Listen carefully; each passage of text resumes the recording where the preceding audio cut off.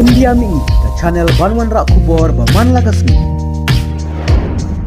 Habakan tok bersya yo Mohsin Nabi ucarman jangka Pakistan Cricket Boards uklore lekai barim ubala kelalong ureusan pertai ubadan mentah hapleng kejing syakser patok u Imran Khan ula ong ba unabi haringkat beruhedu sipai u Azim Munir kidai bantit nebat ningkong ladaki kwa banjob ha kejing lekai cricket bersya ke India.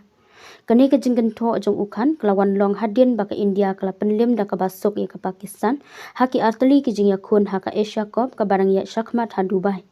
Kapara jong uni menteri rang badu barim ka elema khan habakran syakilat pathai kubor hakasing kong balala kalau ong bau Imran Khan ula ai jingmut bak tangka we kalan banjob ha kajing le cricket persya ke India.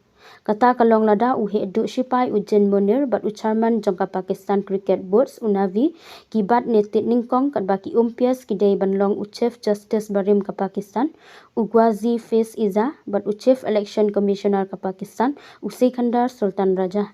U umpias u balai udai banlong u Sarfarabs Dogar u Chief Justice jongka Islamabad High Court kala bandram. Ka elema kala ong bakalayatu ha uhan men jongka halor ka jinsha ram bamarbut jongka kenhun yale kai cricket ke Pakistan ha India. Ukan ubalaya lam ya ke Pakistan syaka jingjob ke Baningkong bat ke batang sisien ha ka ODI World Cup ha usniam cejar kendai sepak kendai puar. Ula keno ya unabi ba ula penjat ya ka kam yale kai cricket ha Pakistan namar ka jinglar kam bat ka jingno seliang. Ukan ya puar sniam Jakarta lasliam baha ula keno ru ya ujen Munir ba ula tu ya ka bor jongka parti jong u.